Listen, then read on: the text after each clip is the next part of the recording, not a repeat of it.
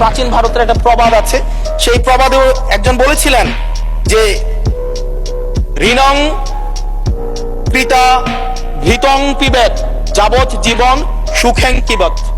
অর্থাৎ ঋণ করে প্রয়োজনে ঘি খাও, তাইলেও সুখে থাকো। ঋণ করো, ঘি খাও, পরের ধনে পুদ্দারি করো, ঋণ করে ঘি খেয়ে জমিদারি করো, তাও ঋণ করো। আমার কাছে মনে হচ্ছে মাননীয় স্পিকার, এই প্রবাদটিকে সরকারি দলের কিছু সদস্য খুব সিরিয়াসলি নিয়েছেন, নিয়ে ওনারা ঋণ করো ঘি খাও তাও সুখে থাকো, এটাকে ওনারা এভাবে নিয়েছেন, ঋণ করো, ঋণ খেলাপি হও, তাও নির্বাচন অংশগ্রহণ করো। মাননীয় স্পিকার, আমরা দেখলাম এই সংসদে আমরা মাননীয় অর্থমন্ত্রীর কাছ থেকে আমরা কোনো স্পষ্ট কোনো কর্মসূচি আমরা পাই নাই।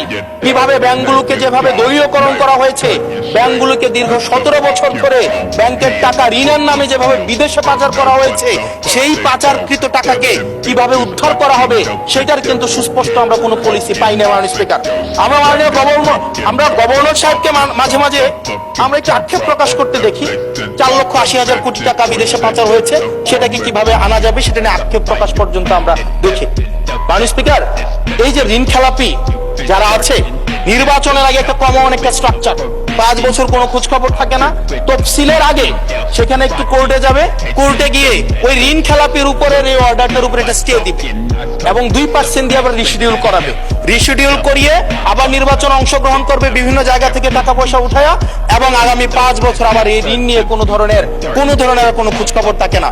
জনগণের টাকা নিয়ে এই বিলাসিতা বন্ধ করতে হবে এবং ঋণ খেলাপিদেরকে ঋণ খেলাপি বলতে হবে। আমরা লজ্জা পাই একই সংসদ একসাথে শেয়ার করার জন্য, কারণ তারা জনগণের টাকা মেরে, যারা জনগণের টাকা ব্যাংক থেকে তুলে নিয়ে ঋণ খেলাপি হয়ে আবার জনগণের প্রতিনিধিত্ব করতে আসে, এই ঋণ খেলাপিদেরকে শাস্তির আওতায় আনতে হবে। এবং তারা যখন সংসদ সদস্য হয়ে নির্বাচিত হওয়ার পরেও যদি তারা ঋণ খেলাপি হয়, এমন একটি আইন প্রণয়ন করতে হবে তাদের সংসদ সদস্য পদ যেন বাতিল হয়। সেটি শুধুমাত্র সরকার দলের জন্য না, শুধু বিরোধী দলের জন্য না, সেটি বাংলাদেশের উন্নতি, প্রগতি এবং সমৃদ্ধির জন্য সেটি প্রয়োজন, এবং পরবর্তী প্রজন্মের কাছে আমাদের দায় মুক্তির জন্য এটি প্রয়োজন। মাননীয় স্পিকার, আমাদের যেই জায়গায় টাকা পাচার করা হয়েছে, অন্তর্বর্তীকালীন সরকার একটি শ্বেতপত্র প্রকাশ করেছে। এই শ্বেতপত্রতে দেখানো হয়েছে 28 লক্ষ কোটি টাকা হচ্ছে বিদেশে পাচার করা হয়েছে। 28-এর পরে কয়টা সংখ্যা হয় আমি আর্টস ইংলিশ ডিপার্টমেন্টের ছাত্র, আর্টস ব্যাকগ্রাউন্ডে পড়াশোনা করছি, আমার মাথায় আসে না 28-এর পরে কয়টা সংখ্যা হয়।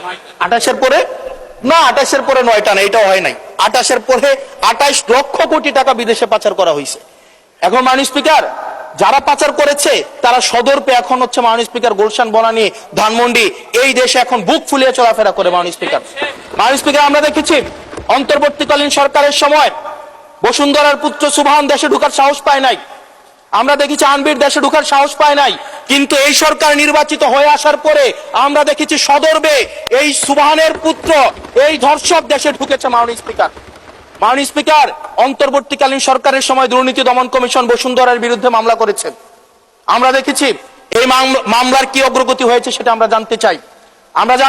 আন্ডার টেবিল কোন ধরনের সমঝোতা হয়েছে কিনা, যদি সমঝোতা না হয়ে থাকে তাহলে তাদের বিরুদ্ধে আইনগত ব্যবস্থা নিতে বাধাটা কোথায় সেটা বাংলাদেশের মানুষের সামনে প্রকাশ করতে হবে। মাননীয় স্পিকার, অন্তর্বর্তীকালীন সরকার এই বসুন্ধরা গ্রুপ যারা বিদেশে টাকা পাচার করেছে, মানুষের সম্পদ দখল করেছে এবং মিডিয়ার মধ্য দিয়ে আওয়ামী লীগের গুম খুন হত্যাকে যারা বৈধতা দিয়েছে, তাদের খুঁটির জোর কোথায় সেটা আমরা জানতে চাই। মাননীয় স্পিকার,